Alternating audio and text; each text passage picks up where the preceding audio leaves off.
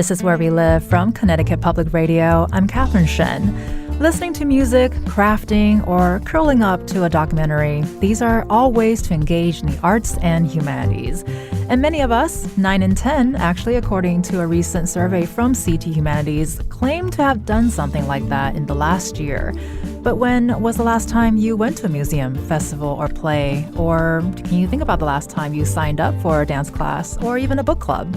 45% of Connecticut's cultural institutions have yet to return to pre-pandemic attendance levels. But there are plenty of examples of innovation. Coming up, we'll hear from the Maritime Aquarium and the Connecticut Museum of Culture and History. But first, Connecticut Humanities helped lead a push for state funding for cultural organizations in the state, many of which relied on federal relief dollars early on in the pandemic. And joining us to discuss is Jason Mancini. He's the Executive Director of Connecticut Humanities. Thank you so much, Jason, for joining us this morning. Good morning, Catherine. Delighted to be here. And for our listeners, let us know, what's your favorite arts or humanities spot in the state? We're talking museums, historical sites, craft schools, or art spaces. Let us know, 888-720-9677, or find us on Facebook and Twitter at Where We Live. Well, Jason, the arts, culture, and the humanities sector goes well beyond museums. Can you paint us a picture of the range of organizations that's under this umbrella here in Connecticut?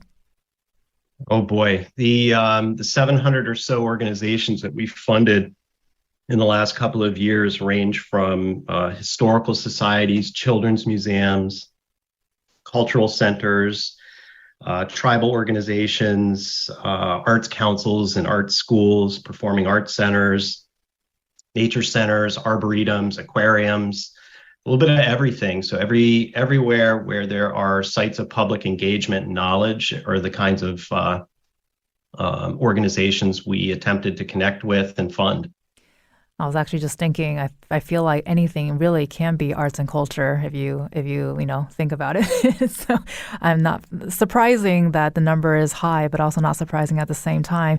And, many of the organizations that you mentioned just now received federal funding through the American Rescue Plan early on in the pandemic. And now there's been a focus on the governor's budget. So can you tell us about the roadmap for that funding? Sure. After our partnership with the Office of the Arts in the last biennium, where Connecticut Humanities received $30.7 million.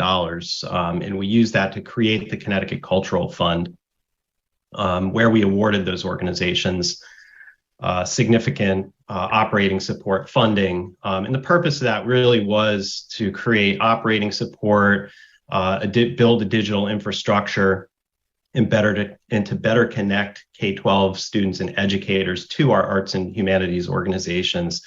And with the success of that, we wanted to make sure we could build an infrastructure that sustained over time. So Connecticut Humanities and the Office of the Arts partnered with the Connecticut Arts Alliance and the Connecticut Tourism Coalition to recognize the integral nature of our economy and how we could continue this. So we spent a lot of time last year meeting with organizational leaders, cultural leaders, legislators, and members of the public who participated in listening sessions. And through that, we developed a roadmap for arts, culture, and tourism that sort of laid the groundwork for continuing this sort of cultural funding and ensuring that we have a healthy and vibrant cultural sector. So over the course of the fall and earlier this year, we spent a bit of time articulating that, presenting that to legislators and to our Connecticut audiences. And really what we were looking for is an ongoing investment in arts, humanities, culture, tourism, where we could really be competitive regionally with respect to tourism marketing. But we also wanted to continue the cultural fund, so we were looking for significant investment in that, as well as maintaining the existing line items that arts and cultural and tourism organizations receive. We wanted to continue our competitive funding with Connecticut Humanities and the Office of the Arts, so making sure that innovation is still at the center of the work that we do and we support. And the last piece of that is really focused on workforce development, making sure that we're creating a rich environment for people coming out of our colleges and universities, that they have a place in Connecticut to live, work, and play as well, but contributing to this sort of vibrant economy that we have. Well, and with so many moving parts and also so many things to grapple with, especially with the pandemic, where does the roadmap stand now? Especially as far as the Governor Ledamon's latest budget is concerned. Any surprises there? Some surprises, some disappointments, but some bright spots. The roadmap itself was a $58.5 million ask for the legislature. And we were really hoping that would be attractive given the return on investment, given the broad impact it's had around Connecticut, really touching every Connecticut community. And we got very little of the roadmap we asked for. However, the legislature did continue an investment in the Summer at the Museum program, some other investments in line items. So roughly $16-17 million in those, including the $10 million in Summer at the Museum. So, we're excited to be running that program in collaboration with the Office of the Arts. And a number of the purpose of that program is really to continue an active engagement with families and children in these sites of learning and knowledge over the course of the summer. So we see some continuity, but we are very interested in continuing to pursue the roadmap and what we've laid out in the second half of the biennium. We think it's still an incredibly important investment. It was widely heralded by a number of legislators. The public really appreciated that investment, and the organizations that participated in this were given the opportunity to really strengthen themselves, think about their sustainable futures, but also how they can best serve their respective audiences. Sounds like a little silver lining there. And our listeners can learn more about participating locations for the Summer at the Museum initiative, which is running through September 4th on our website at ctpublic.org/wherewelive.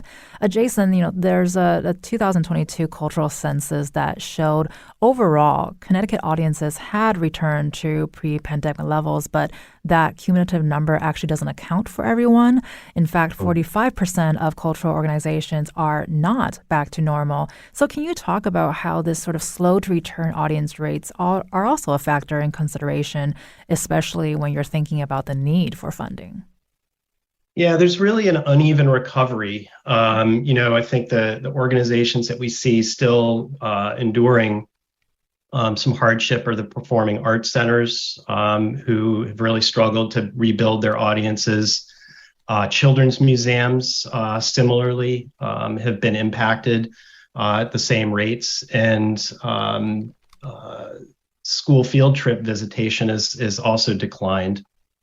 Our goal is to really build an ecosystem that supports and sustains the entire sector with attention to these organizations and subsectors that have been disproportionately impacted. But I think if we're not thinking about the whole sector, we won't be approaching this in a healthy, sustainable way. So I think the more that we sort of build these collaborations, these opportunities to connect and the broader support network, really embracing all of these organizations and the public's engagement with those organizations, I think is key. So wherever we can meet people where they're at and then bring them into organizations really gives us a sense of Connecticut residents' connection to arts and humanities. And that's where you see that 90% engagement. People are connecting, and I think the organizational health that we can rebuild into the future is really where we need to be thinking and connecting families and schools with our cultural organizations. Well, and you just mentioned school trips being on the lower side, which makes me super sad because the census did note two particular audience groups that were still down 45% each, and school trips is one of them, and the second one is performing arts lovers. And we'll link to our recent conversation about the ways theaters are rebounding on our website as well at ctpublic.org/where we live. But Jason, I want to ask, just dig in a little bit deeper. Why are school trips of particular importance, would you say, to sort of bring back into the forefront of our minds? Well, I think these are the places where, kids get to really see where arts and humanities manifests itself.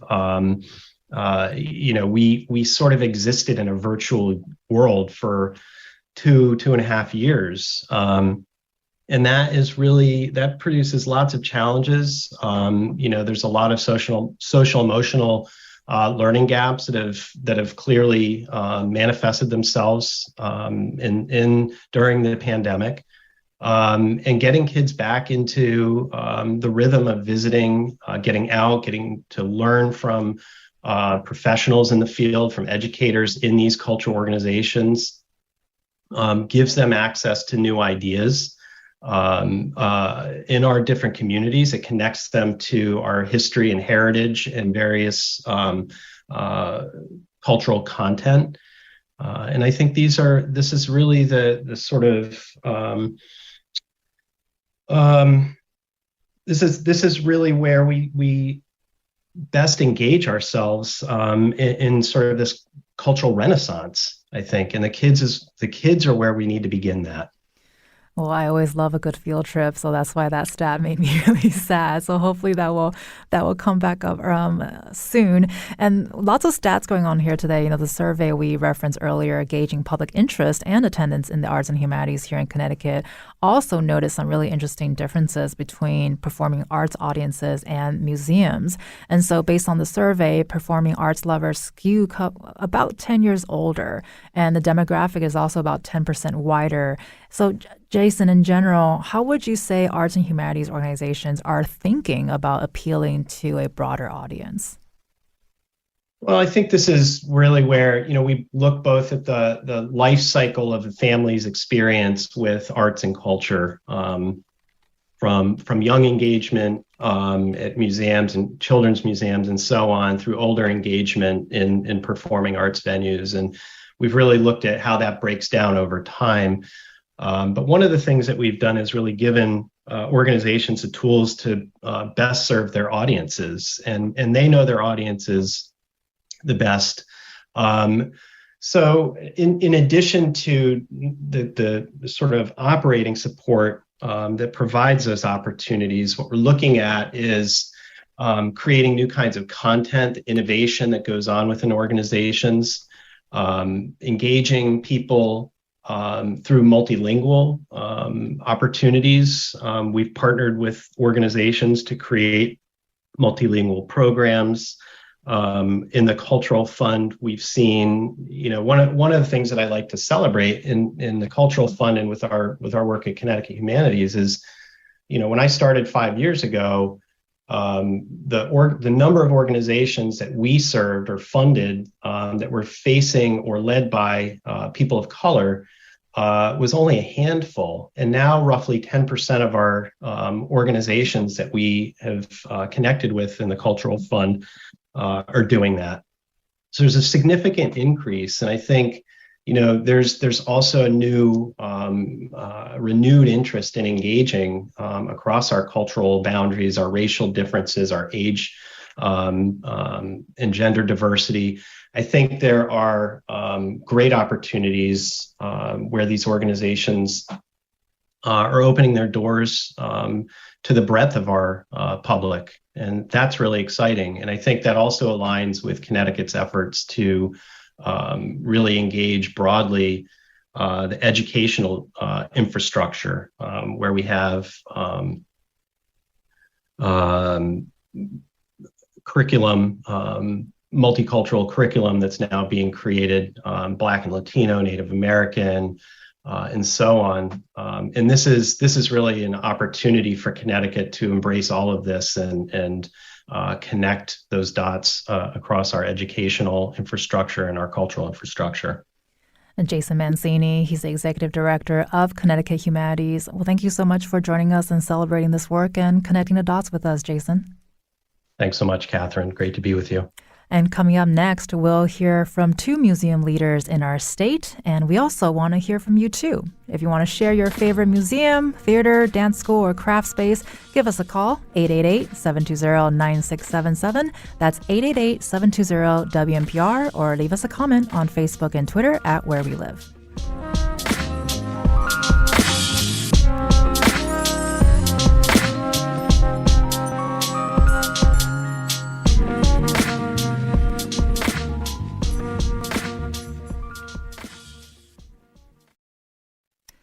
This is Where We Live from Connecticut Public Radio. I'm Catherine Shen.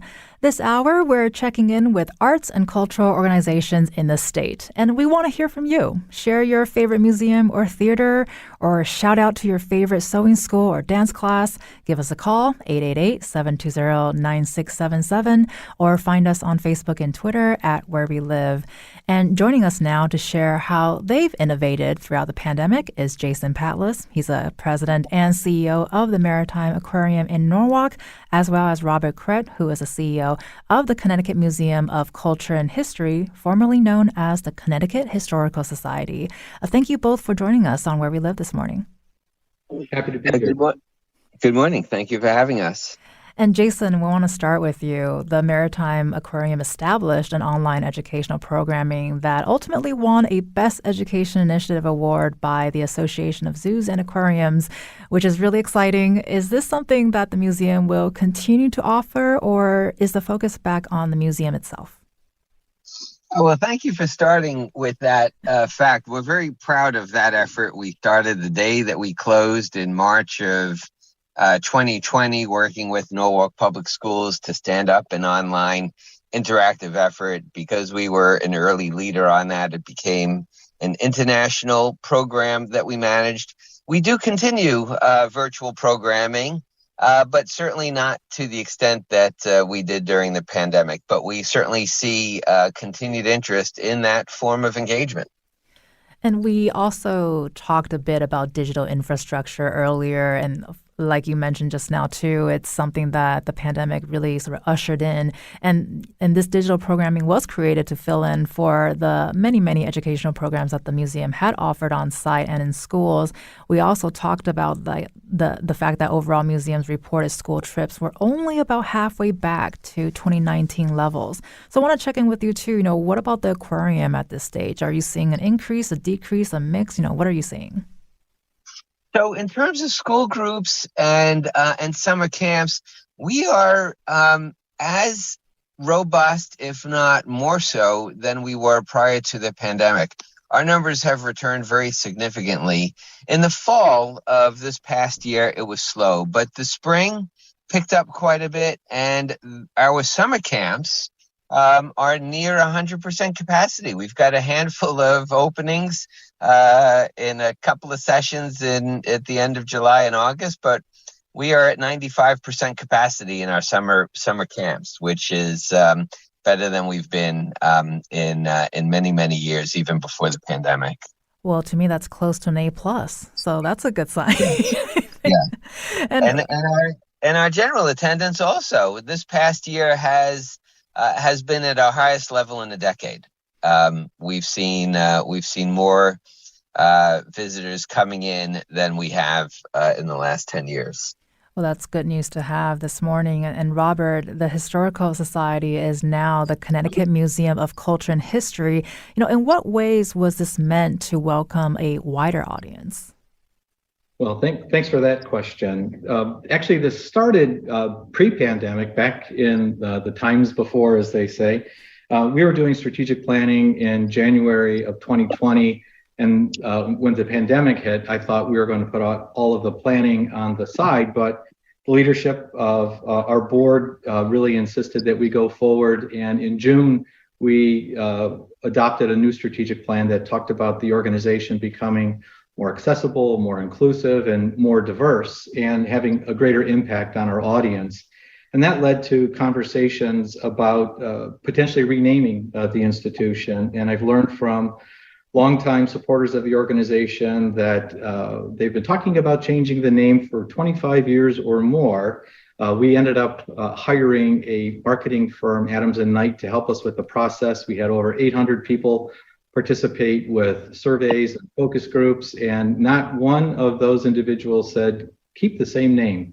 And so the sense from the board and the staff with the organization was that moving away from the words historical and society would really create more of a welcoming sensibility with the Connecticut Museum of Culture and History as the new name. And it really does take a look at what we have been doing for the last 10 years or so. We took a look at a number of our exhibitions and programs and saw that in the last 10 years, over 75 public programs and exhibitions dealt with people of color. And so in a way, we're really catching up a little bit in terms of the name of the organization, really better representing who and what we are. And it's not just about looking backwards at who we were, but who we are today and who we can be tomorrow. And with your sort of rebranding, changing the name of the museum, how are you thinking about that mission more broadly? For example, we know there's the community history project is in the works. The project is focused on a diverse and inclusive representation of COVID-19. This is as opposed to the submission-generated collection from 2020, which the Hartford Courant had reported was largely from white, affluent, and educated or suburban residents. So using that sort of as an example, how is the museum thinking about broadening the mission? Sure. Well, again, great question, and I'm glad you teed it up. The Community History Project is an effort to really take a look at our collecting practices and policies and what groups are represented by those collections. When the pandemic hit, I asked the staff to take a look at what we had in our collections that related to the Spanish flu in 1918, and there was literally nothing in our records about the impact on the community that related to that tragedy. So our curatorial staff, really led by Eileen Frank, decided to submit an application to the Institute for Museum and Library Services, a federal agency that funds these sorts of programs, to document and to record oral histories from 100 individuals that dealt with first responders, funeral home directors, individuals across the state that were impacted by COVID-19. And we have today about 75 or 80 of those oral histories recorded and will become part of the permanent record of the organization, and has really helped us to get out away from our home base here in Hartford and stretch across the rest of the state of Connecticut, and to better document the histories of those voices so that they're part of the historical record. And a quick reminder for our listeners that you can also join in on the conversation, 888-720-9677. That's 888-720-WNPR, or find us on Facebook and Twitter at Where We Live. We have Lee from Reading who called in to shout out Theater Works in New Milford, which is a favorite performing arts space. Thank you so much for that shout out. And so give us a call if you want to shout out your favorite space. And Jason, I want to come back to you real quickly with what we were just talking about. How would you weigh in on this topic in terms of the importance of welcoming in a wider audience in the state, especially since you're seeing sort of full capacity of people coming back to the aquarium? So that is also a priority of ours. We did put off our strategic planning during the pandemic. We are taking that on now and expanding our audience, expanding the demographics and the diversity of our guests is a priority. We are helped very much by the state this year, especially with Jason Mancini, your speaker earlier this morning. Thanks to the General Assembly and several years ago, leadership of Governor Lamont, we are participating in what's known as Connecticut Summer at the Museum, which is a state-funded initiative in which we're participating with several other cultural institutions to have all Connecticut families, children 18 and under with one caregiver, come to the aquarium free of charge for the summer, starting July 1 through Labor Day weekend. And by removing the admission fee, it opens the door to anybody and everybody who is a Connecticut resident, 18 and under, with one caregiver. And so it removes the price barriers. It removes a lot of the other impediments that families might have to come and visit the Maritime Aquarium. So that program gives us a significant boost in reaching new audiences and more diverse audiences. And just a quick reminder, too, for our listeners that you can find more information on that on our website, ctpublic.org/wherewelive. And thank you so much to Jason Patlis, who's the president and CEO of the Maritime Aquarium in Norwalk, for your time this morning. And Robert Krett, CEO of the Connecticut Museum of Culture and History, will be staying with us. And ahead, we'll be previewing early plans to celebrate the U.S. semi-quincentennial, or the 250th anniversary of the country's founding. A reminder that you can join the conversation, 888-720-9677, or find us on Facebook and Twitter at Where We Live.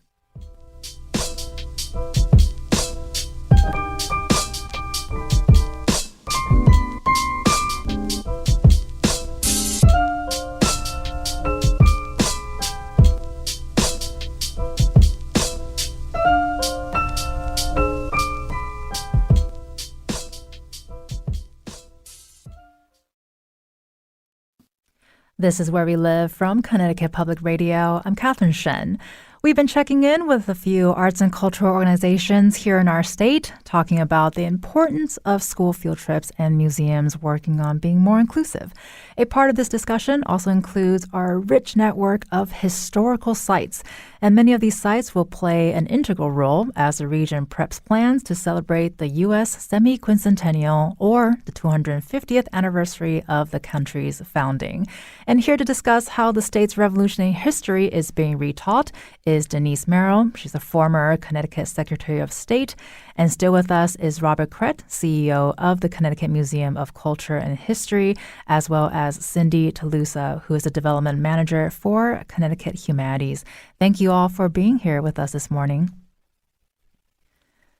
And I want to start this conversation with Denise. You know, we know it's very early stages here still, but how did you get involved in what's being called America 250? Can you tell us a little bit more about that? Sounds like we might not have Denise around. Oh, there we are. Denise, are we there? Oh, yep. That's okay. Perfect entrance. So if you want to tell us about the early stages of America's 250.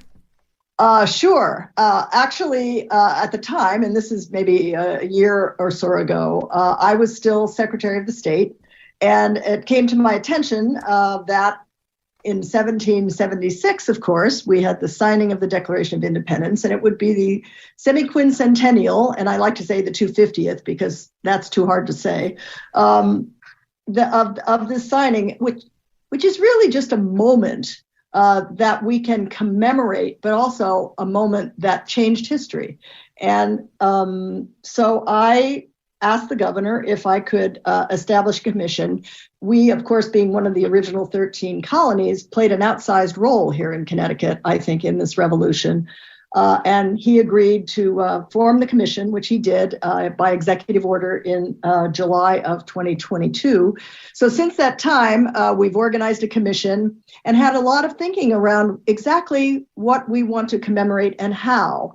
And I think our primary mission is really everything you've been talking about all morning, engaging the public in the history of this great moment, and maybe doing it in new and different ways, and also looking at how it has shaped this country and how it will shape our future, the ideas and ideals, if you will, of the moment. And it's been a very interesting discussion so far. The commission has met a few times already. There is a website, and we can talk about that later. But I see it as an opportunity to re-engage the public in civic life. And that's what we've been talking about. The impact of COVID has been profound.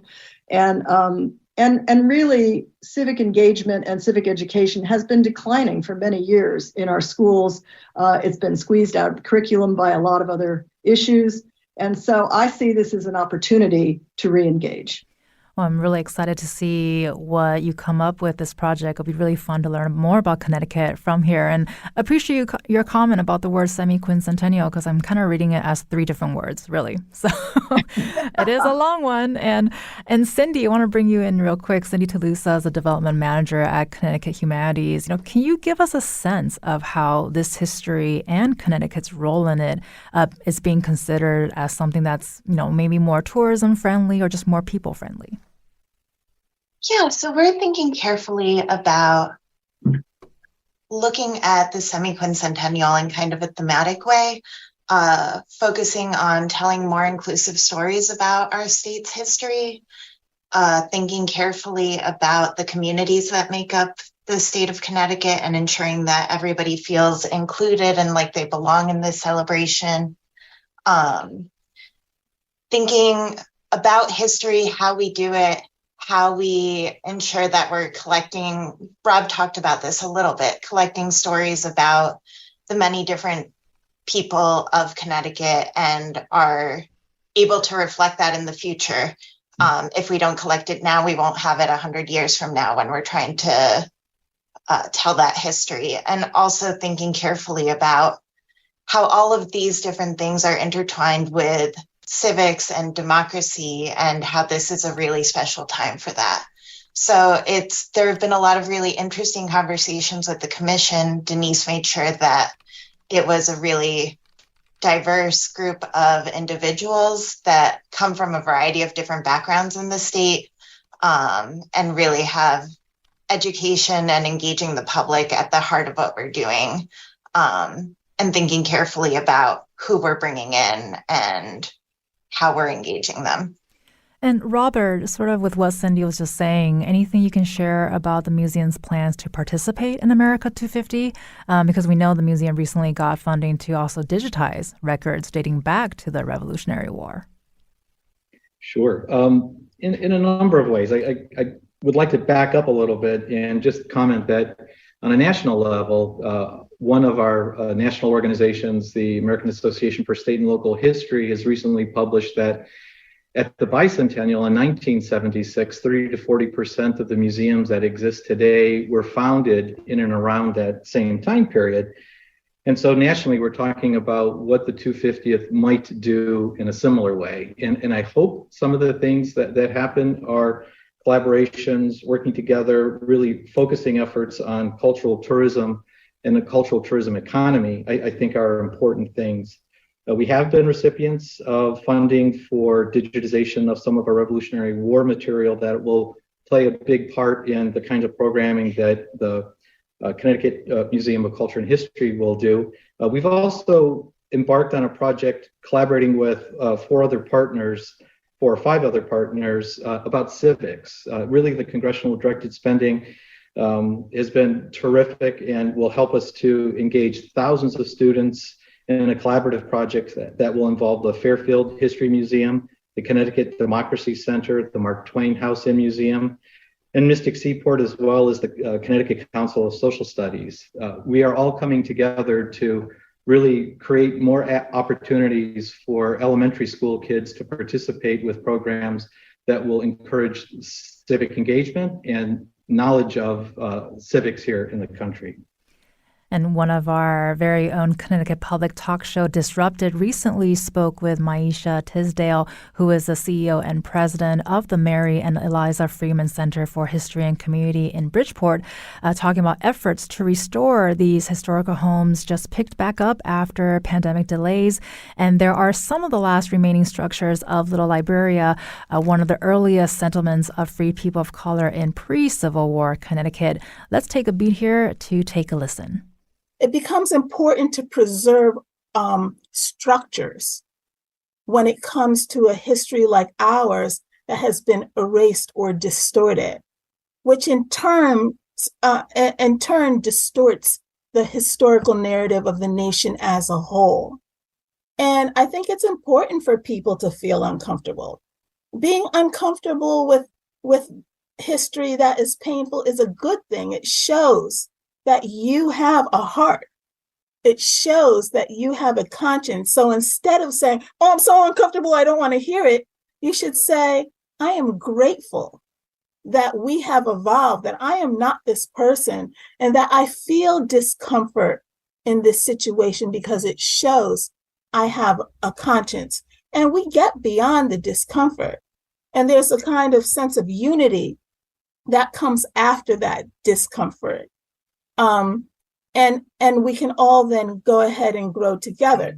So the Freeman houses, bringing them online as an experience, a place that people can come and discuss and be face to face with the past, is an important thing. And it also shows in terms, for our own people, I think it's an inspiration because these folks had a sense of agency.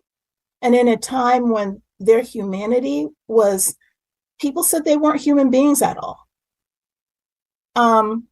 They could still have these accomplishments and look out for each other and arrange and have a place where people were free. And so if you don't look at the bad things, you also can't celebrate the progress.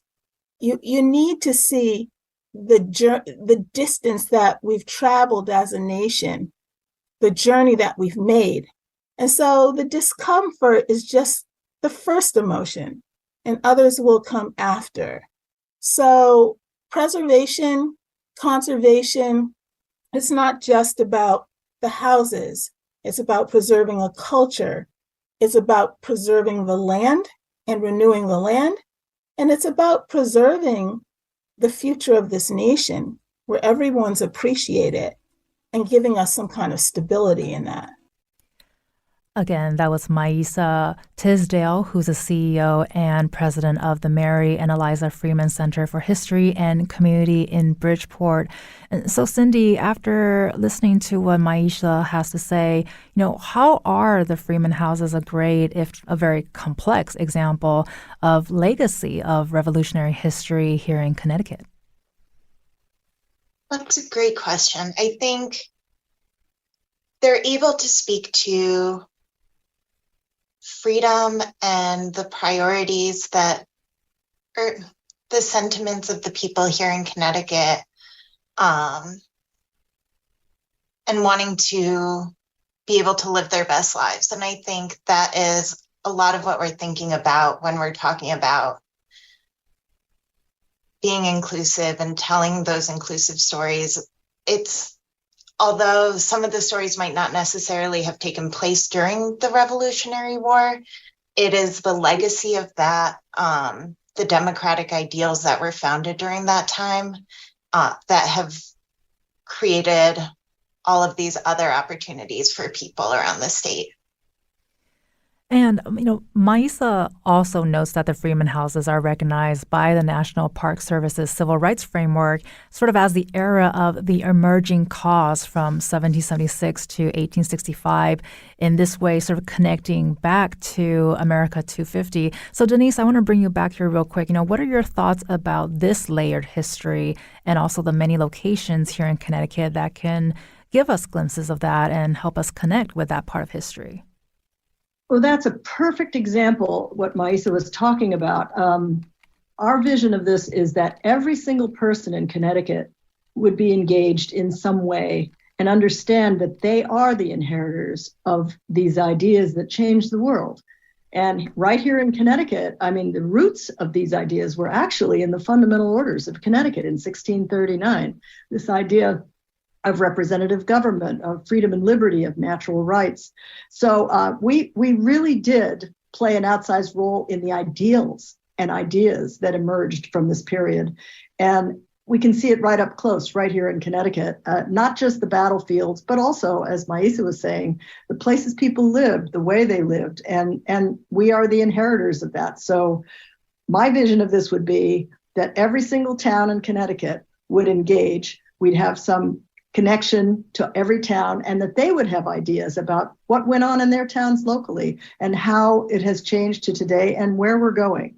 What's most interesting to me is for many years, I've tried to get people to engage civically. I spent many years promoting voting in elections, but it strikes me that this commemoration will be something where everyone feels that they are the inheritors of the revolution. We're living in a very interesting period where all parts of the political spectrum claim these ideals. So it's an opportunity to think about that and to bring everyone in, because we're all Americans and we are all inheritors of these ideas. And for those of you who are listening, you can find that Disrupted episode linked on our website at ctpublic.org/where we live. That show is also in honor of Juneteenth and profiles members of the 29th Infantry, a Black Civil War volunteer regiment in Connecticut.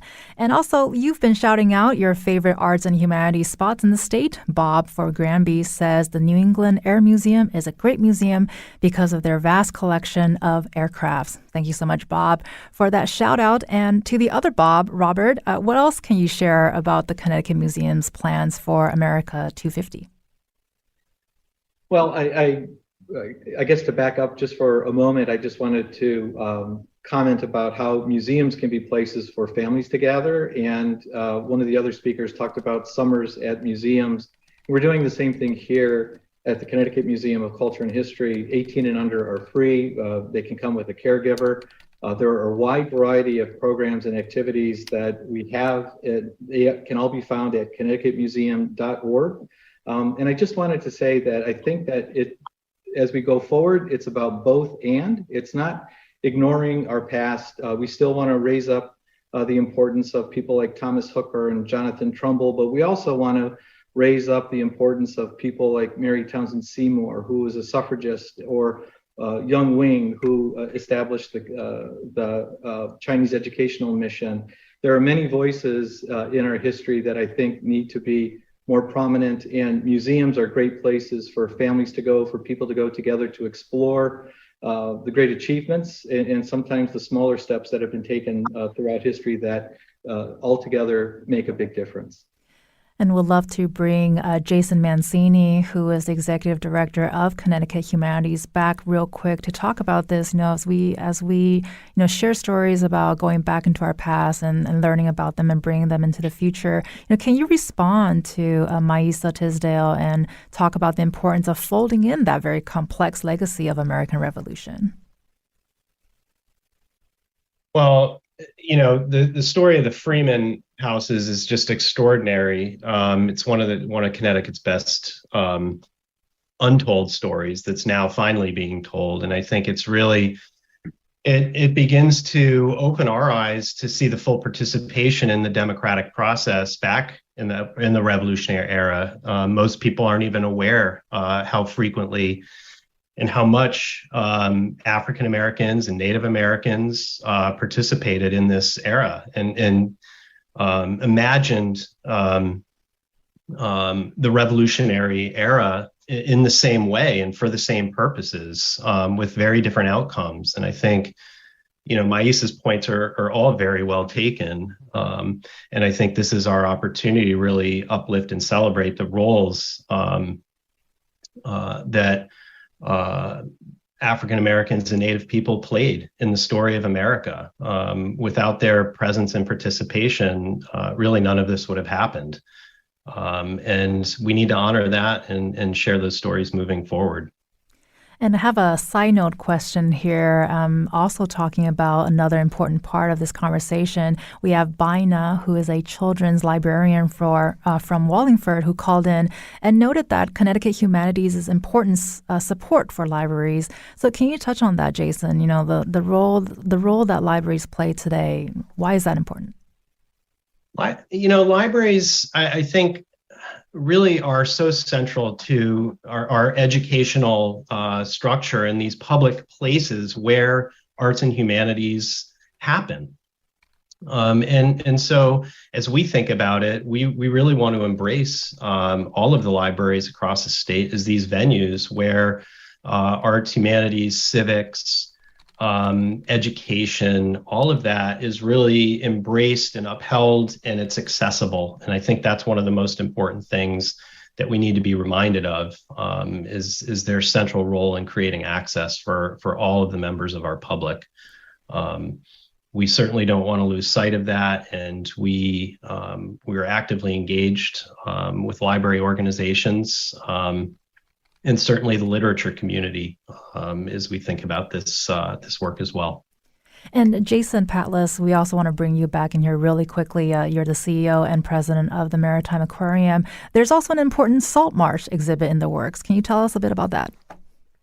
Sure. Thank you for raising that. And that comes with support from Jason and CT Humanities, specifically seeking grants to celebrate the 250th anniversary of the nation. We've also matched that with federal support, and we're trying to do something very different at the Maritime Aquarium along the lines of what we discussed. You know, people think of us for the live animals, for the biodiversity we highlight.